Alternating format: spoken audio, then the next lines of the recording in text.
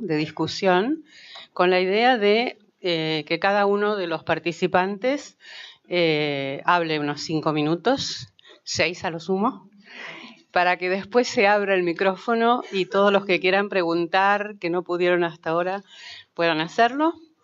Después de esto va a ser la presentación de la serie de los libros del consorcio Critical South. Entonces me toca presentar. Voy a presentar a los que no han sido presentados hasta ahora. Francine Macielo ya la conocemos, ya fue presentada.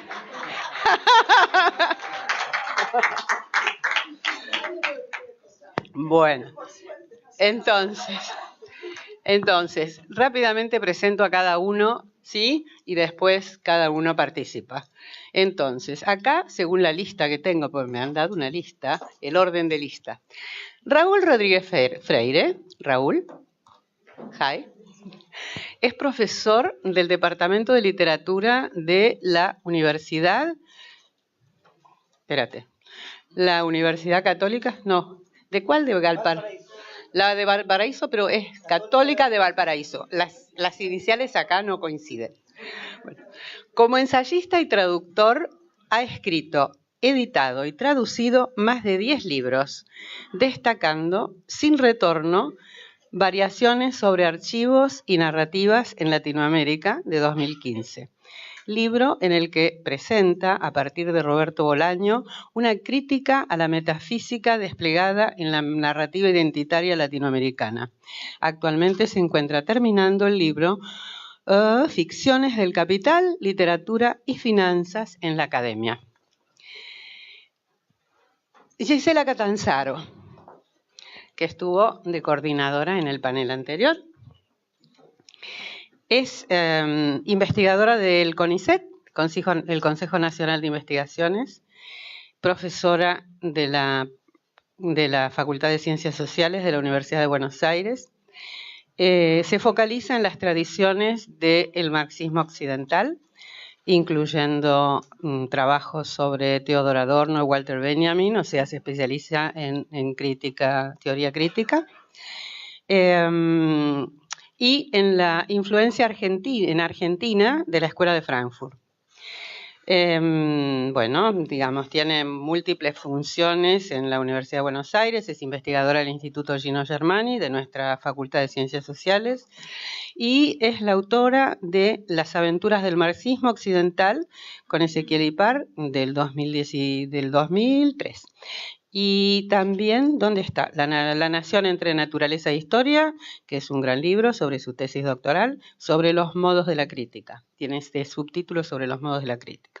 Y otros libros que ha publicado en coautoría o digamos, o en compilación.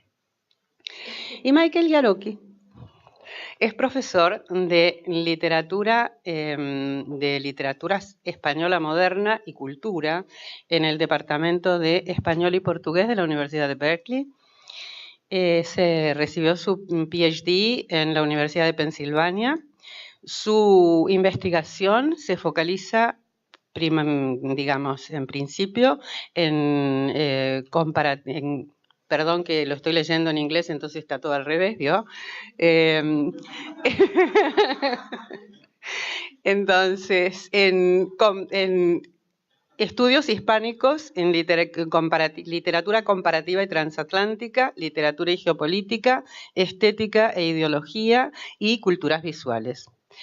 Es el autor de dos libros, Enrique Gil y la genealogía de la lírica moderna, de 99, y Properties of Modernity, Romantic Spain, Modern Europe and the Legacies of Empire, del 2006. Bueno, y además habla español. Bueno, listo. Entonces, ¿en qué orden vamos? El orden del programa empieza... Perdón, sí. Gisela.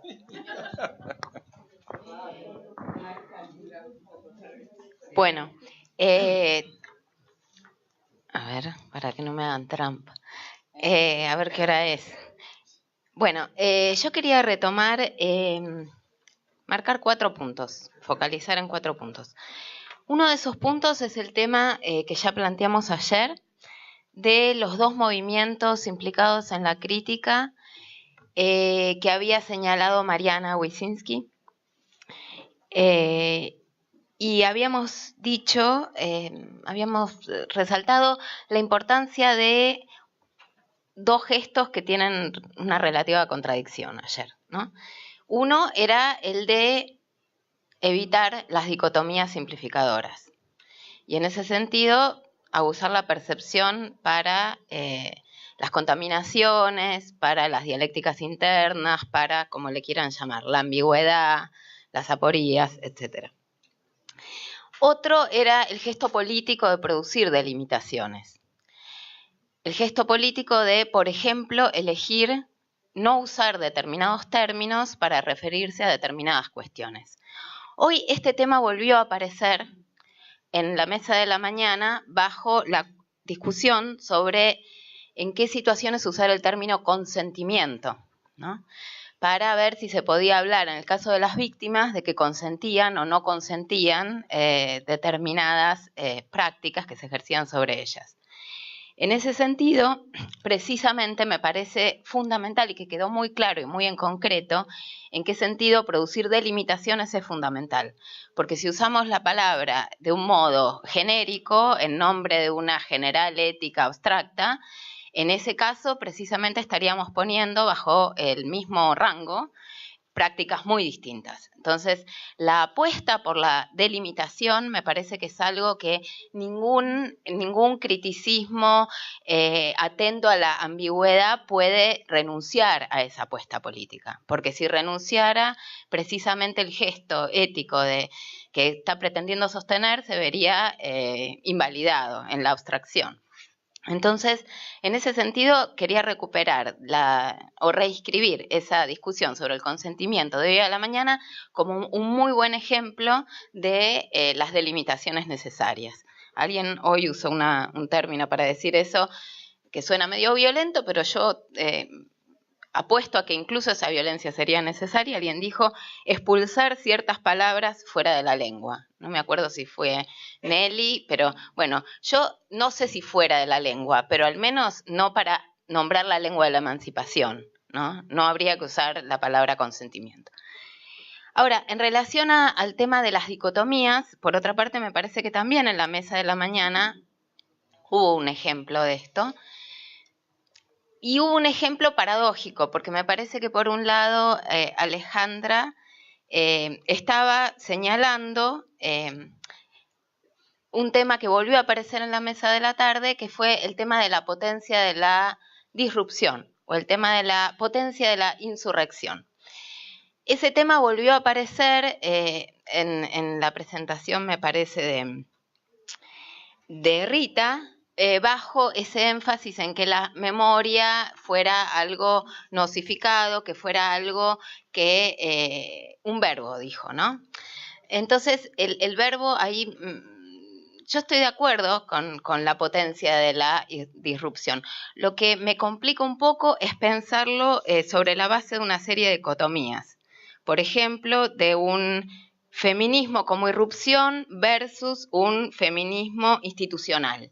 Dicho así, dicho o la institución o la disrupción, yo me pregunto, ¿disrupción en relación a qué? Alguien también dijo, ¿de qué es disidente? O sea, si no se repone sobre qué se produce la disidencia, a mí me parece que de nuevo caemos en la abstracción.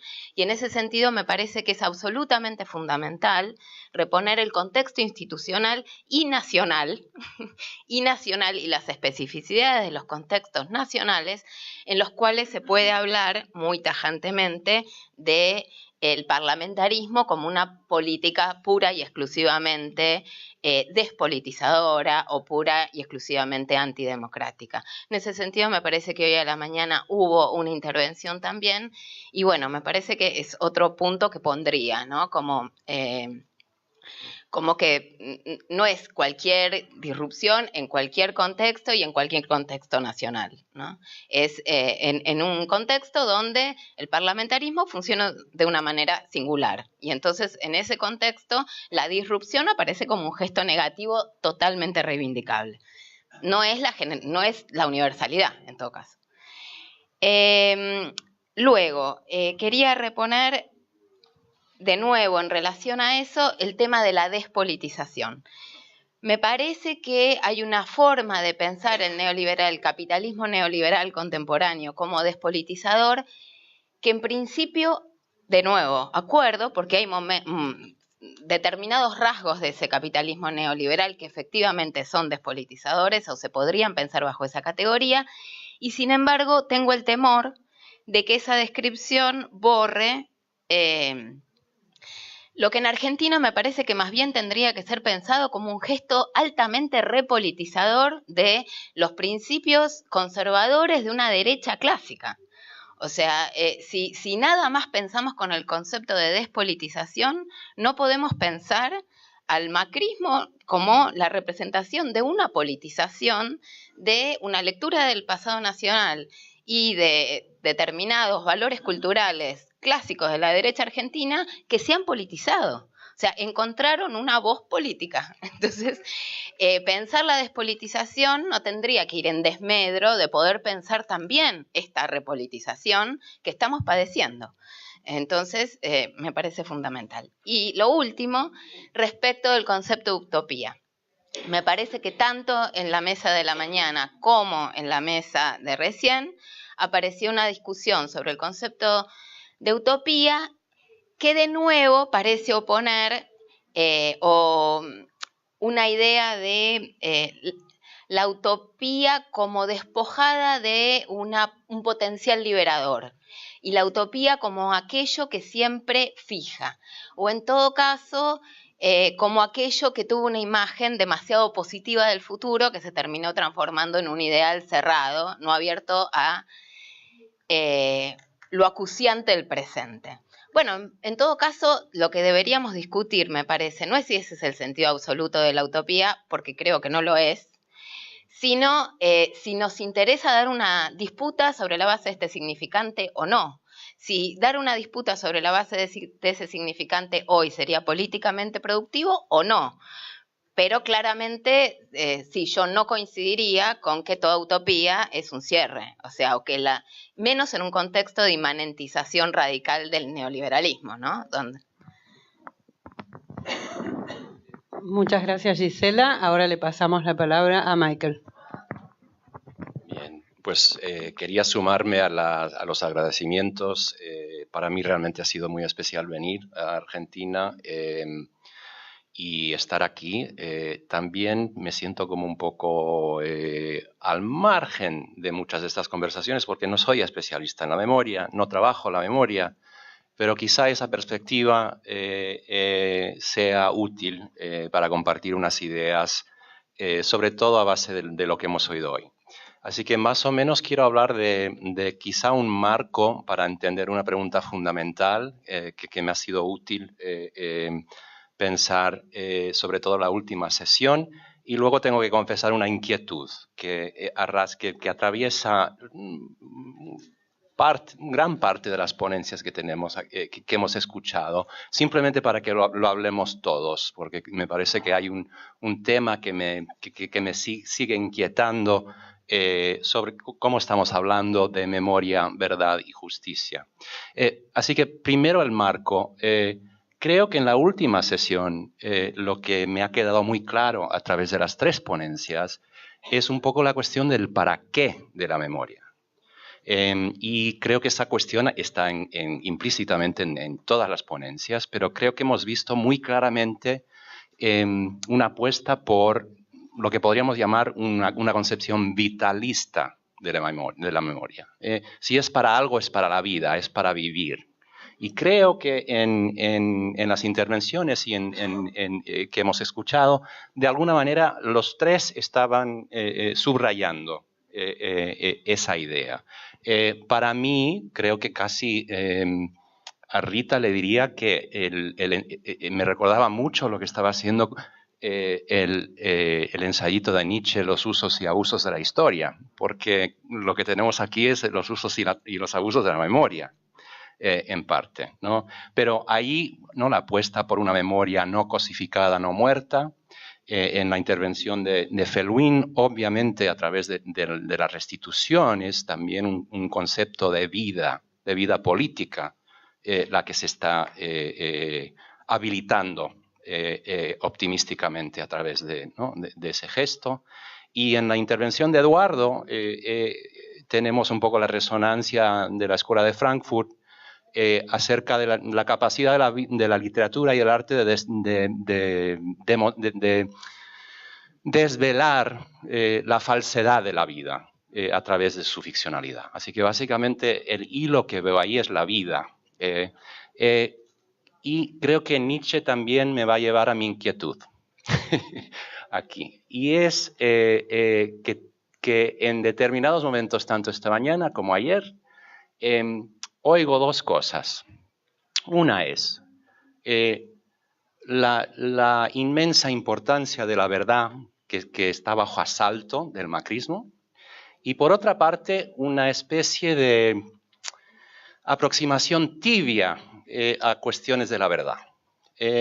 La cuestión, posiblemente los residuos del postestructuralismo que nos están diciendo que tú tienes mi verdad y yo tengo la mía, que dentro de otro marco es la misma definición de la conciencia falsa, de la ideología. Y no voy a abrir ese debate, pero simplemente menciono la inquietud, en parte porque creo que lo que estamos presenciando aquí es la dificultad de hablar de verdad y justicia con concepciones postmetafísicas de la verdad. ¿Y cómo montamos ese debate? Entonces eso simplemente sería pregunta para que lo pensemos todos y a ver por dónde resolvemos las inquietudes. Gracias. Gracias, Michael. Le pasamos la palabra a Francine. Tienes tu micrófono. ¿Aló? Sí, muy bien. Muchas gracias otra vez. Un placer estar acá. Quería hacer un par de comentarios nada más. Uno, me parece que hoy abrimos a otros temas que no estaban sobre la mesa en las conversaciones de ayer.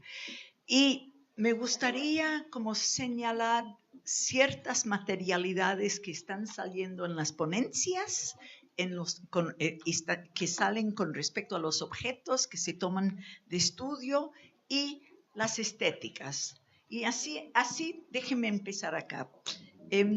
Esta mañana empezamos con la idea de feminismo versus derechos humanos, o derechos humanos que necesariamente debería de incluir el feminismo. Un poco esto se continuó a partir de los comentarios de Luis García ayer, que hizo un vínculo súper útil para todos nosotros, desde el nunca más a ni una menos. Esto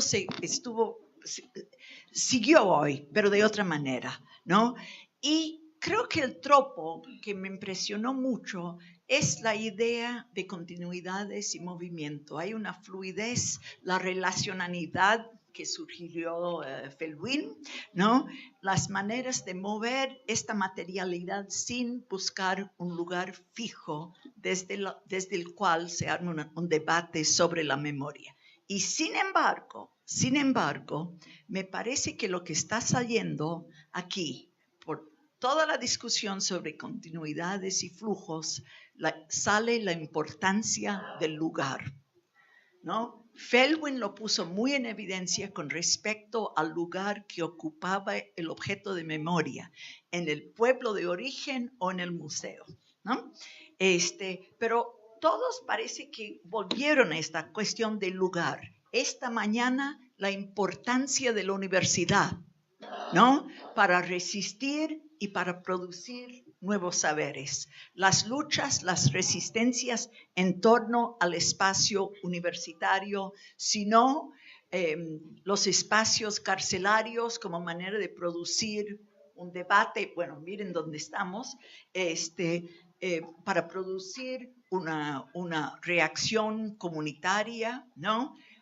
Una mujer esta mañana, ayer, hizo una pregunta puso en el debate la importancia de las villas y de los chicos pobres que terminaron encarcelados, que no podían volver a las villas porque si no,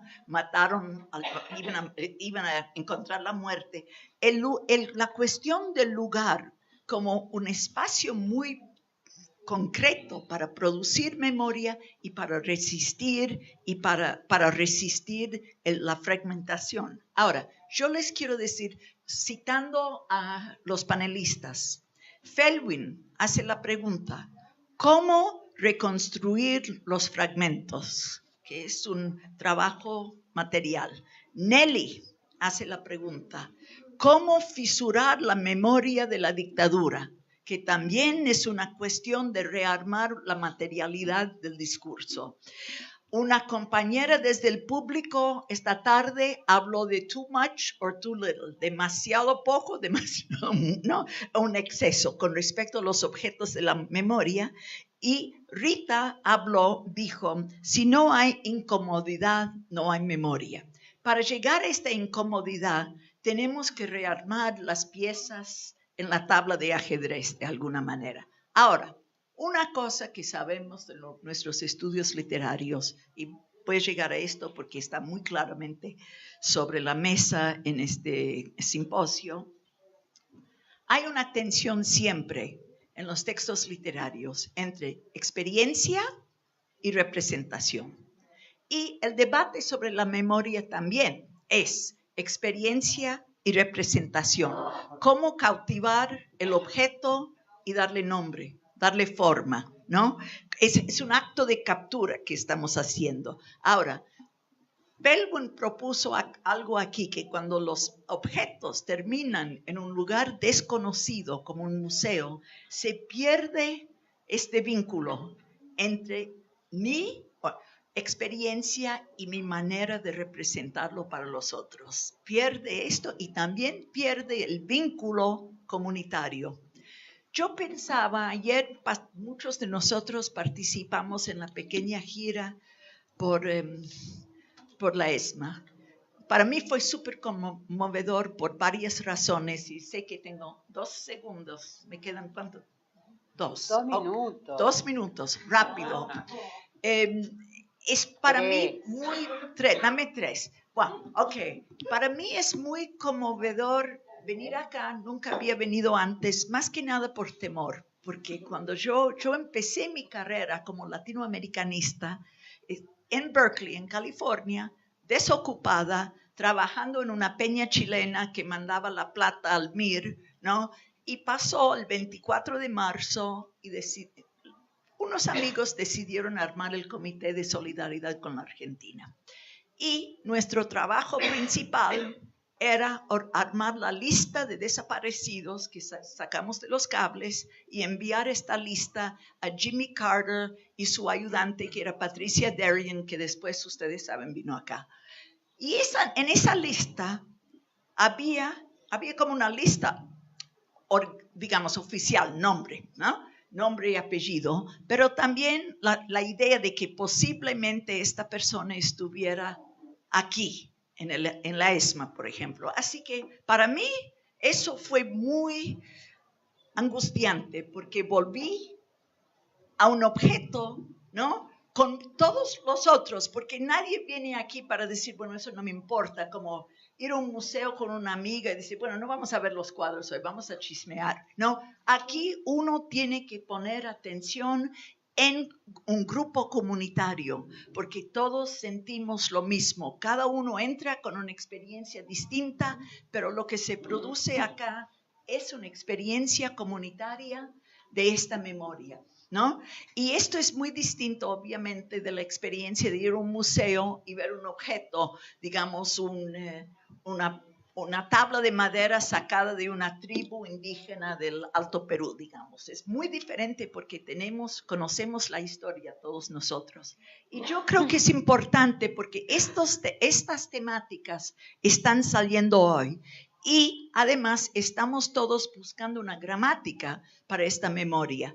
Yo sé que Nelly es muy sensible a la cuestión de la sintaxis, la gramática, la figuración del lenguaje. Y esto es lo que estamos trabajando porque obviamente no tenemos el objeto delante de nosotros. Lo que tenemos es el lenguaje que puede llevarnos a repensar y de ahí pensar futuro. Yo creo que otra cosa que me gustaría levantar acá con ustedes es este énfasis en el presente.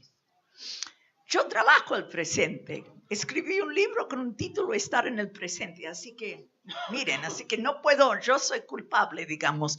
Pero, ¿cuáles son las consecuencias de siempre partir desde el presente, ¿no? Esperando futuro. Yo creo que hay mucha conversación aquí sobre las múltiples temporalidades. Bueno, yo sé, ya pasé, perdón. No, terminé, San Francisco. No, pero creo que podemos volver acá. Ha habido en este... Vuelvo con el tiempo, cuando hay tiempo. Bueno, gracias, Francine. Ahora le damos la palabra a Raúl.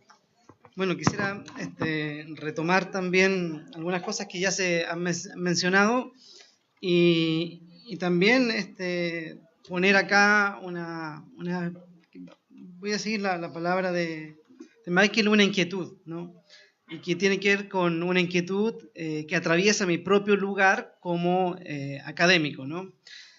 Efectivamente, uno puede rastrear entre las presentaciones del día de ayer y el de hoy ambivalencias, tensiones, ¿no? Para algunos el problema de la memoria está en los objetos que tienen vida, para otros no tienen vida, entonces está la restitución. La negritud puede servir como un concepto de resistencia o como un concepto de discriminación. El movimiento feminista puede ser conservador o de izquierda. Hemos estado, digamos, atravesados por esa tensión, pero no siempre es tensión. ¿Por qué? Porque para algunos y algunas hay una posición de la cual no van a moverse, ¿no? Y eso se nota incluso en la gesticulación, en la lectura, en la escritura, ¿no? Entonces yo quisiera desplazar digamos, mi preocupación como para el debate hacia uno mismo, ¿no? Ayer Nelly, digamos, planteaba la necesidad siempre de estar atento a la relación entre crítica y lenguaje, ¿no? En la mañana Alejandra señaló sobre la necesidad de pensar cómo se organiza el saber, ¿no? Y después María Moreno señaló dónde está la interpelación de los intelectuales. Y yo leo esta última idea, ¿no? La interpelación de los intelectuales, no solo hacia cómo los intelectuales logran interpelar a quienes están estudiando o están fuera, a la comunidad en general, sino cómo logran interpelarse a sí mismos, cómo logramos interpelarnos a nosotros mismos considerando la escena que nos atraviesa, ¿no? Y en el caso chileno hay dos escenas muy importantes, ¿no? Una que fue la que trataron en la mañana, que tiene que ver con el movimiento estudiantil feminista, ¿no? Porque como bien señalaba Nelly, el movimiento del 2011, que fue muy importante, quedó axiomatizado la lógica neoliberal al exigir calidad, ¿no? Y eso se desplaza por un movimiento feminista que quiere una educación no sexista, ¿no? Entonces la universidad como espacio de intervención, que es nuestro propio lugar. Y eso lo voy a vincular, digamos, estos problemas que nos atraviesan con el problema de la forma, ¿no? Y con la forma quisiera también vincular la cuestión de la ética, ¿no? Que ayer Phil Wynne y Michael Lazzara también mencionaron. ¿Y por qué me interesa la cuestión de la forma y la cuestión de la ética? Me voy a colgar un poco lo que dijo Francine para tensionar algunas cosas, ¿no? Ella señala que recién, ¿no? Pero es algo que yo ya venía pensando, cómo capturamos el objeto y le damos forma. Pero eso implica que le damos forma sin pensar la propia forma de nuestro propio texto, sin pensar la materialidad sobre la que nosotros mismos escribimos. En otras palabras, sin pensar necesariamente las condiciones de posibilidad de la crítica hoy día.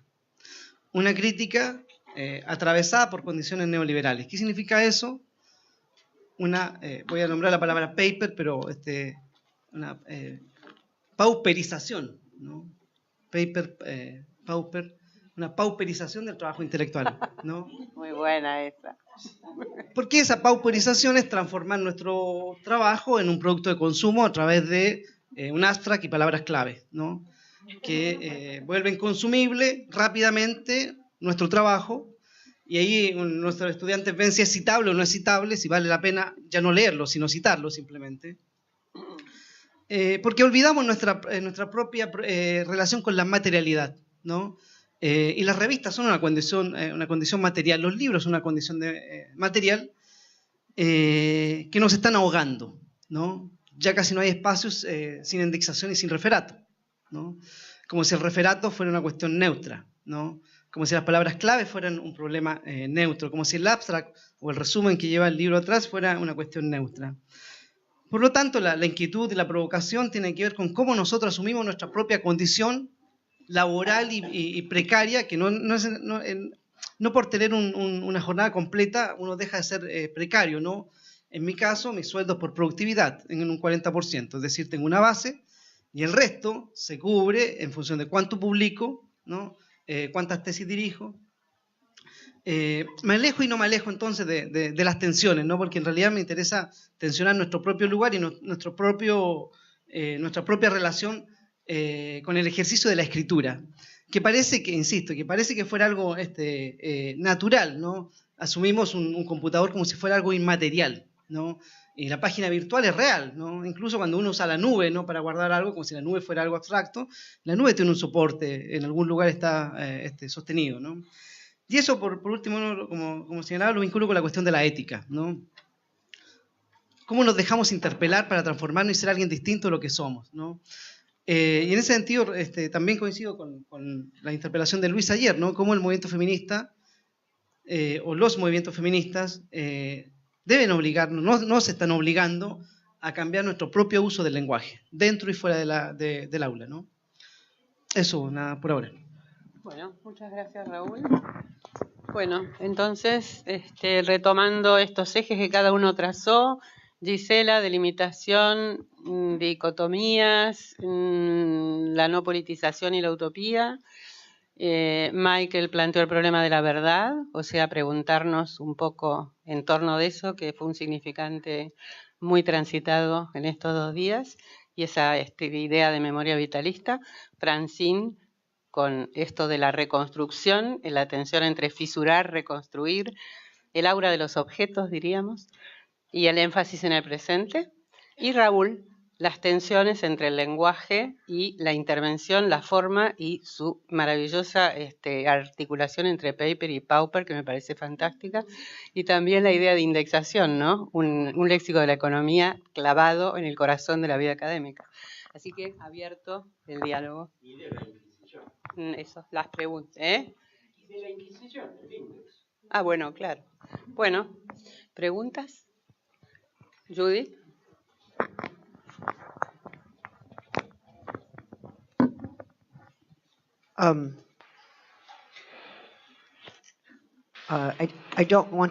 No quiero ser demasiado ambiciosa, pero quisiera abordar la pregunta de la verdad.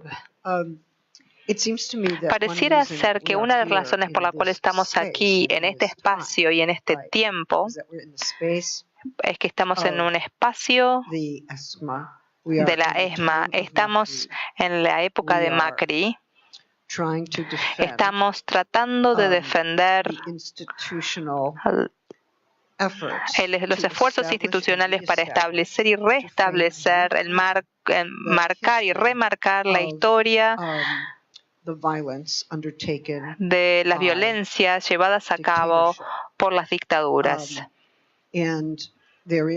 Y existe un reclamo de verdad histórica, pero es un reclamo que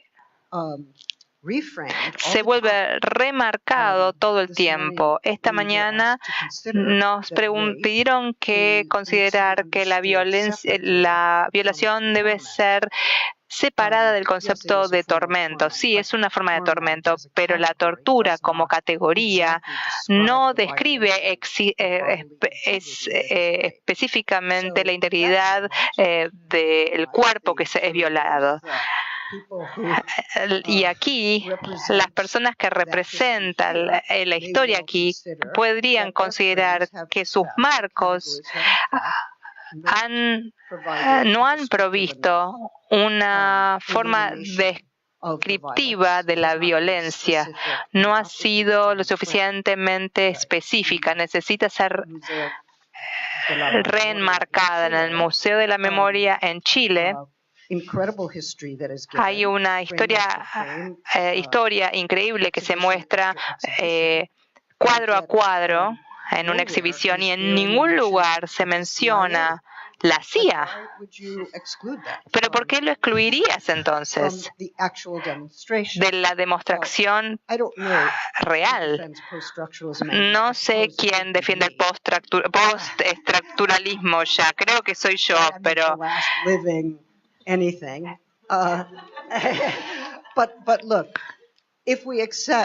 pero si aceptamos que el marco es para capturar los hechos, es una contestación que ha configurado algo de una manera no específica y pasa a un reenmarque, eso es diferente a un revisionismo que va a sacar la posibilidad de enmarcar o reenmarcar, o un revisionismo que va a contarnos una historia que va a contar todo. La idea que estamos, y voy a tomar el punto de Giselle aquí, estamos bajo el macrismo aquí. ¿Cuál es la lucha por la representación hoy aquí? En cierta manera, nunca capturamos totalmente el hecho. Creo que diría, los hechos son inasibles, porque este es el marco último y no va a haber reenmarcación posterior. Y no escucharía a alguien que me diga que me perdí algo, que mi lenguaje no está funcionando. El riesgo de lo vital es otra pregunta. Si tomamos el punto de Giselle seriamente, me parece que preguntamos, ¿cómo es que el momento de la dictadura vive para nosotros hoy? ¿Cómo continúa? Esta es una pregunta histórica, es con respecto al espacio y al tiempo. ¿Cuál es la necesidad de contar y recontar esa historia hoy, aquí y ahora? Cuando decimos que está viviendo, estamos preguntando sobre la comunicabilidad del pasado que se registra a nivel corporal, pero también a nivel de la representación. Y esto significa que en estas condiciones puedo sentirlo, registrarlo. Quizás solamente lo registro en mi tiempo y espacio, y hay una especie de transporte o movimiento entre mi historia con el Holocausto o tu historia con las dictaduras, la mía con violencia sexual. Esto no significa que lo estoy inventando, sino que registramos esto de una forma viviente, dependiendo de la forma en que se unen el tiempo y el lugar para cualquier persona.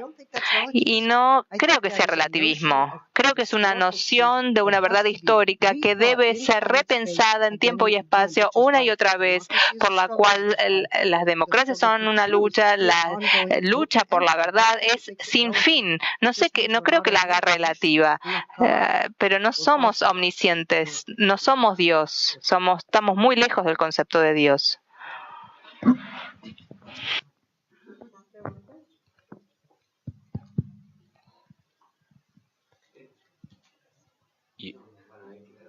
Well, yeah. Si había más preguntas, entonces las juntamos. No sé si una pregunta, pero en relación a mí me interesó mucho lo que dijiste.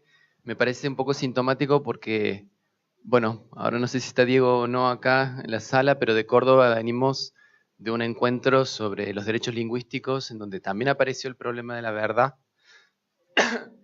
Y lo que me parece que vos apuntás muy bien, que plantear una noción alternativa de verdad no implica plantear el relativismo, pero tampoco creo que lo que se señalaba, pero por eso, ahí está por hablar el que lanzó la piedra, lo vemos, que es lo que él quiso decir, pero me parece que hay veces que quedamos un poco entrampados entre la idea de que la verdad nos llevaría a una concepción metafísica del conocimiento, a una verdad como correspondencia, como marco último, o bien estamos en un escenario de interpretación infinita. Creo que a esa especie de chantaje epistémico en el que nosotros mismos a veces nos situamos es al que él nos invita a sustraernos, o por lo menos a mí me parece interesante, pero incluso en relación a tu intervención, mi pregunta que aún quedaría sería si no hay, especialmente en este tiempo, una necesaria batalla por la verdad, por ese significante. Es decir, no dejarla a la derecha, ¿no? Esta idea, porque nosotros desde la izquierda tenemos un concepto de que la verdad como la naturaleza son malas palabras. La verdad es de derecha porque pretendería ser un cierre, etcétera, etcétera. Digo, por lo menos a mí desde ese lugar me interpelaba lo que... Yes. ¿Otra pregunta? Aquí.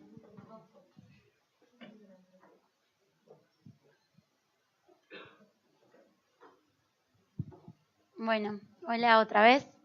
Ayer también intervine, así que hoy pensaba un poco como para aportar en esto de si, digamos, en esto del concepto de verdad, pensaba también en relación a la desaparición de Santiago Maldonado. Cuando a Santiago lo desaparecen, ¿no? O sea, uno de los tantos desaparecidos que hay en democracia, pero bueno, uno de los últimos tan significativos. Creo que en esto de memoria y verdad, justicia, en esta forma también histórica, activista y militante, en que pudimos reactualizar esos términos, creo que me parece que a nadie o a ninguna de nosotras nos quedaba dudas de que a Santiago lo había desaparecido el Estado. Y por más pensaba en esta dualidad y en esta contradicción en torno a aquello de lo que puede reparar o no la justicia en términos de una justicia parlamentaria y en las distintas necesidades que se trazan en torno a los actores y actrices en torno a esa vida. Pensaba cuán diferente es para la familia, pensaba cuán diferente es esa reparación a nivel de sus compañeros de militancia, pensaba cuán distinta es esa reparación a nivel de un pueblo, ¿no? De un territorio. Pensaba como qué distintas necesidades hay en torno a ciertas cuestiones que la verdad que todo el tiempo se está reactualizando, y coincido con esto. Estamos en un momento muy complejo porque venimos de esto, ¿no? De la posverdad y de estas supuestas verdades que son relativas, pero que hay algo que no la clausura, pero que la establece como tal, la verdad, y es una verdad que para mí siempre va a estar vinculada a una justicia histórica, pero que necesariamente no debe cristalizarse. Pensaba que cuando lo desaparecen a Santiago, si bien se estaba esperando que ese cuerpo apareciera, porque obviamente deja marcas que tienen que ser analizadas y reinterpretadas y demás, nada iba a negar que a Santiago lo había desaparecido el Estado y que fue desaparecido en un contexto de intervención de una fuerza como la Gendarmería. Entonces pensaba que esto nos atravesó de modo muy complejo, en mi caso muy subjetivo, o sea, lo conocí durante mucho tiempo y pensaba en las distintas formas de de reparación de la historia, porque incluso hoy, cuando el Estado y el gobierno insisten en decir que Santiago se ahogó, ¿no? Parece como algo súper clausurado para todo un sector social, no solo para quienes ya sabemos que buscan clausurar eso, sino para todo un sector que ya clausuró que Santiago murió ahogado, como si eso determinara, ¿no? Esto, digamos, el equipo forense que intervino dijo Santiago murió ahogado, ¿no? Esas fueron las marcas, pero no fue la causa, no fue la motivación, no hay ahí cómo corrernos de esas trampas que teje el vocabulario, el conocimiento, el lenguaje, ¿no? Pensaba cómo poder subvertir eso también. Pensaba cuán distintas eran las necesidades de esa verdad cuando incluso, con todo el respeto del mundo hacia sus familiares, nosotros como compañeros, había algo que tal vez quedaba en nuestras subjetividades buscar un poco más, pero para nosotras a Santiago lo desapareció el Estado. Y para nosotros era clave, porque para nosotros era eso. Después seguimos reconstruyendo más, ¿no? Cómo se dio. De hecho, nos acercamos al territorio de las mapuches y los mapuches a reencontrarnos, y más allá de lo que se dijera off the record en los medios y tal, nosotros como compañeros teníamos la necesidad de saber qué pasó esa tarde, cómo podíamos reconstruir más allá de la familia y tal. Pero nada iba a clausurar esa verdad, que era que a Santiago lo desapareció el Estado, y que lo desaparecieron en el marco de una represión sobre un territorio. Entonces, ahí me parece que supongo que el campo intelectual tiene muchísimo para aportar en torno a la memoria, pero hay algo del pueblo que es como una cosa, no sé, pensando en esto de la memoria corporal, de la memoria vital, que es hasta más simple, ¿no? Y por eso esa memoria que ayer decían inmaterial, inmóvil, como que aparece también todo el tiempo, que es que esto, ¿no? O sea, está claro que a Santiago lo desaparecieron y tenemos que seguir pensando y tal cómo se dio ese procedimiento, cómo se llegó a esa causa. Pero hay algo ahí que es simple, ¿no? Hay una memoria histórica que es la memoria de que nosotros construimos. De hecho, que aparición con vida, ¿no? Ese término que no es nuestro, o sea, fue un legado, pero está ahí como una cosa que... Nada, perdón por haber...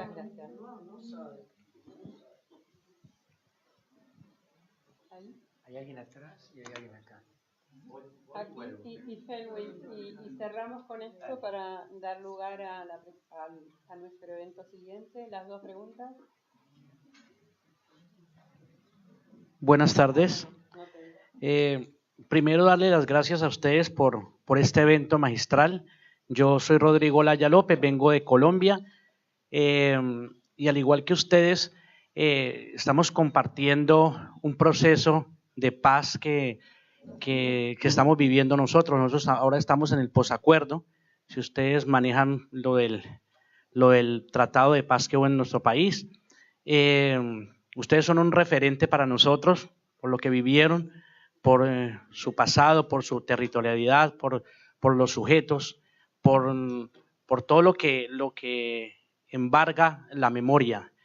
En nombre de mi país yo quiero agradecerles a ustedes porque hacen parte indiscutible de este caminar.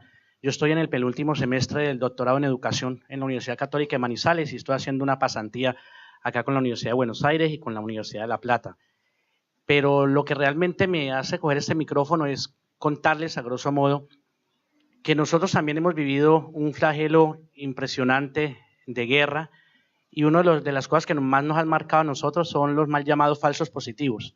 Chicos que viven en la cotidianidad de sus pueblos, son capturados por el mismo ejército, los llevan al campo, les cambian de ropa, le colocan ropa de guerrilleros y los asesinan.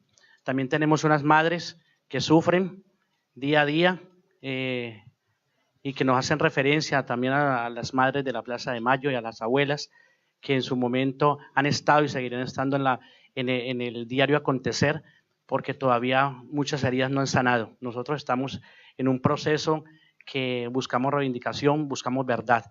Las heridas están abiertas, no tenemos paz todavía, estamos en un proceso que con el ELN también se está generando y sigue pues bombardeándose a través de nuestras casas y a través de nuestros hogares. Mi tesis doctoral gira en torno rápidamente al lugar de la memoria en tiempos de posacuerdo, la escuela como camino de retorno. Yo estoy trabajando la memoria de los niños que vienen de la guerra al aula y dónde se ubica esa memoria, en el currículo, en el plan de estudio, en un proyecto de aula. Eso es lo que estamos averiguando, o simplemente no tiene lugar. Eso es lo que estoy averiguando. Entonces, mil gracias por ser ustedes referentes de nosotros. Gracias por los recorridos que han hecho buscando la verdad, la justicia. Gracias por la construcción de memoria día a día, por no desfallecer. Gracias porque, a pesar de muchas cosas, han enterrado a seres queridos y aún persiste la fuerza para seguir buscando la verdad. Vemos cómo muchos de ustedes se paran día a día en una ventana esperando que ese ser querido vuelva, y aunque sabemos muy en el fondo de que nunca volverá. Y nosotros también estamos en lo mismo. Muchísimas gracias, muy amables.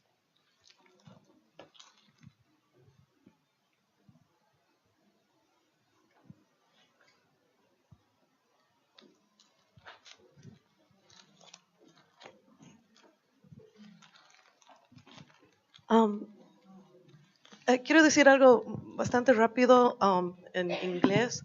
I just want to say a word about empiricism, and in my work, Imperialismo. one of the things that Empiricismo. El empirismo, que vuelve una y otra vez. Esta cuestión de la experiencia y la memoria colectiva. Esta tensión que Judith hizo referencia, una experiencia subjetiva, el reclamo de verdad a través del empirismo, a través del trabajo empírico, metódico, para descubrir las capas múltiples. Esto surgió una y otra vez, ¿no? Pero para mí es importante buscar ese tema de dónde está el método para descubrir y describir lo que ocurrió en un tiempo, en un momento, una verdad, digamos, no absoluta, pero tal vez verificable.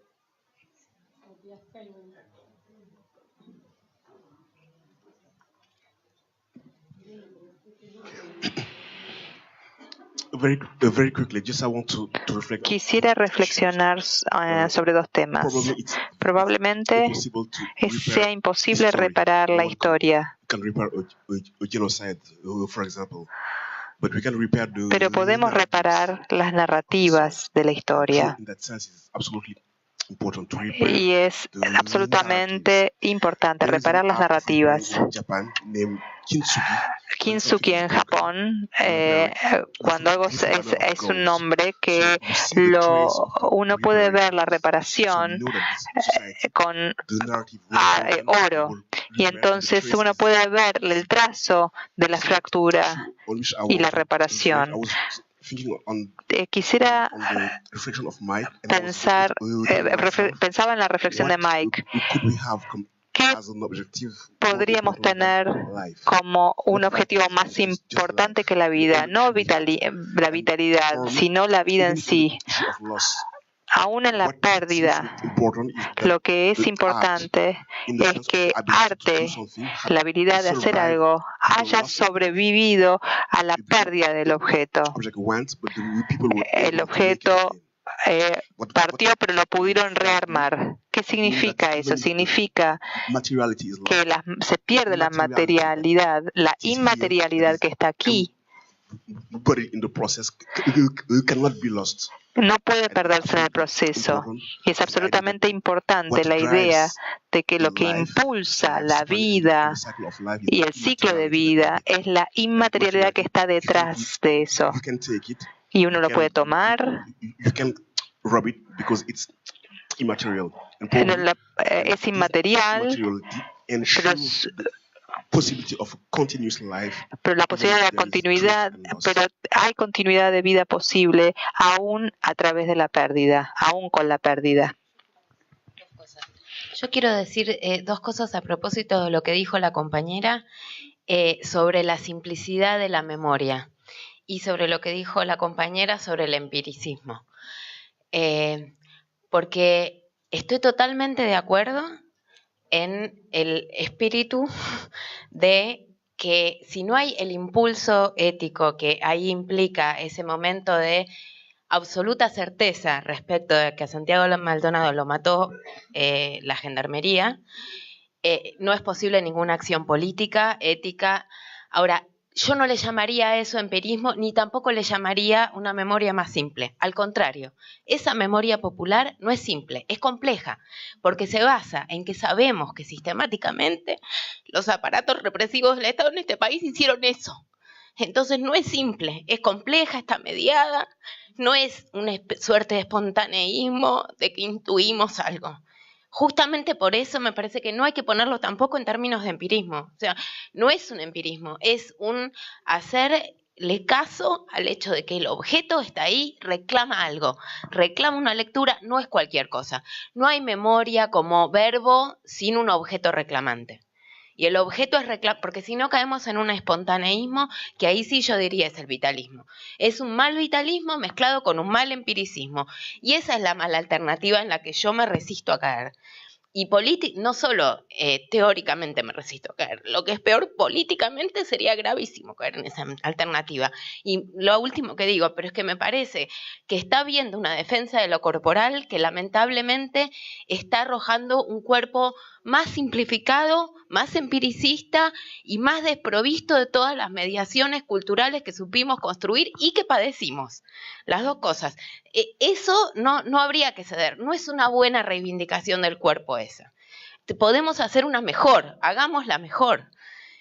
Hagamos mejor una reivindicación de la materialidad que fue sistemáticamente sometida en Occidente, pero que no implique que nosotros tengamos que asumir esa reducción. Yo me resisto a asumir esa reducción. Bien. 2 o 3 aclaraciones. Estoy de acuerdo con casi todo lo que he oído. En primer lugar, creo que no he utilizado la palabra relativismo. Mi preocupación, para ser muy franco, es que la cuestión de la construcción de la verdad ahora es un arma de la derecha. Han construido ellos su verdad, ahora nos toca a nosotros. Así que no es mi preocupación viene precisamente de la necesidad de afirmar la verdad. Entendámosla como la entendamos. Estoy completamente de acuerdo con el marco histórico de la comprensión, pero realmente lo que quiero no poner sobre la mesa es que ese desacuerdo que antes teníamos con la visión, digamos, naturalista, metafísica, ya se ha vuelto arma del otro lado. Es decir, que si hay un asalto ahora filosófico también hacia la verdad, nos posiciona a la izquierda ahora de una manera completamente nueva, que no es la izquierda irreverente, iconoclasta, es la izquierda que tiene que afirmar la verdad con B mayúscula, la justicia con J mayúscula. Y eso es un cambio realmente de los últimos, creo que, ¿no? 5 años o más, no sé. Entonces, por ahí viene mi preocupación, francamente, ¿no? Y de acuerdo con todo lo que han dicho acerca de esa afirmación, creo que mencionas. Bueno, bueno.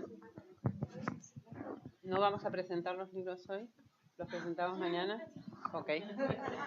Adelante. No, yo quería seguir con el tema y diría que entre... ¿Cómo te llamas? Perdón, son 2 días ya. No ¿Cómo? Irene. Ok, mucho gusto después de 2 días con esto. Entre Judith, ¿no? Irene y el comentario que vos... Claudia, perdón. Ok, lo que ellas comentaron y luego Gisela, arma algo muy, muy cercano a la búsqueda, es la búsqueda de la verdad y nosotros sabemos que si si Santiago Maldonado desapareció, ya tenemos los datos empíricos. Hay una historia de cómo desaparecen los jóvenes en este país. No es una cosa así, una especulación rara. Hay historia y hay memoria. Y aquí hay un buen ejemplo, excelente ejemplo de los valores políticos de la memoria en busca de la justicia. Ustedes saben en este país cómo desaparece la gente y ustedes conocen cómo responde el gobierno cuando alguien desaparece. Así que yo diría que esta es una evidencia de una memoria colectiva con base empírica. No sabíamos del paradero de Santiago, pero uno sospechaba. ¿Y por qué sospechaba? Había bases muy fuertes para llegar a este punto, ¿no? Así que creo que Judith antes propuso el tema de reframing, reestructurar los datos. Y esto, sí, estamos constantemente rearmando los datos, porque siempre cada relato nuevo exige algo nuevo. Yo diría, en Estados Unidos lo que nos vino como un choque enorme, que no lo habíamos esperado, era la desaparición de los niños centroamericanos. Y de repente decimos, uy, no tenemos las herramientas necesarias para procesar esto. Y poco a poco en estos meses descubrimos que sí teníamos estas estrategias, pero nos costó. Eso no quiere decir que formamos parte de una izquierda irreverente, iconoclasta. Los 30,000 personas que desaparecieron aquí no estaban de fiesta. ¿Ok? En ningún momento. Y estos chicos que están en las cárceles o están desaparecidos o flotando quién sabe dónde en Estados Unidos, tampoco están de fiesta, pero lo que pudimos hacer en los últimos meses es llamar nuestras memorias, reframing, hacer el reframing para pensar, bueno, separación de madres y hijos en Estados Unidos, las afroamericanas, las poblaciones indígenas, ¿no? Los inmigrantes. O sea que hay una historia, está ahí, pero nos costó un par de semanas, quizás un par de meses llegar a esto. Pero esto no es especulación. Tenemos datos, tenemos memoria. Eso fue lo único que quería decir. Perdón, estoy absolutamente de acuerdo con ustedes. Bueno, ¿lo presentamos entonces? ¿Nos pasamos solo 10 minutos del tiempo? Ahí. Yes, I was just thinking that people are on strike and they're staying for us.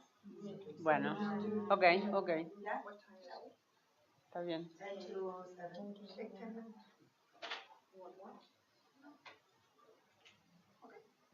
Bueno, ¿presentan entonces? Bueno, entonces...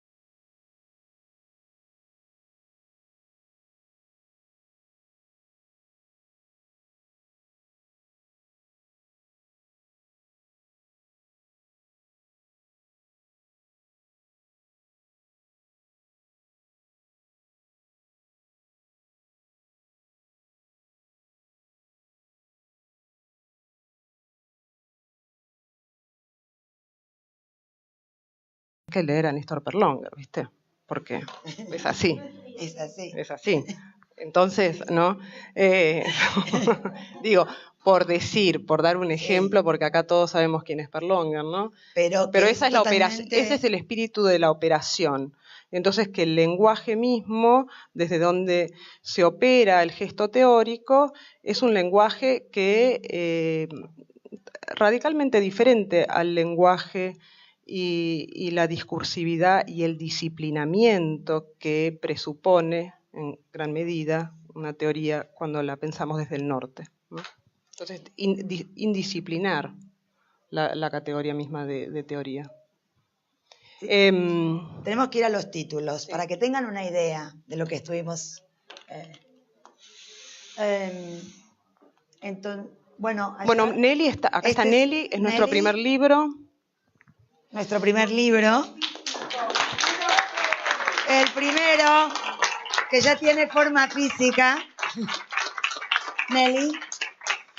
Y luego los libros que están por salir ya.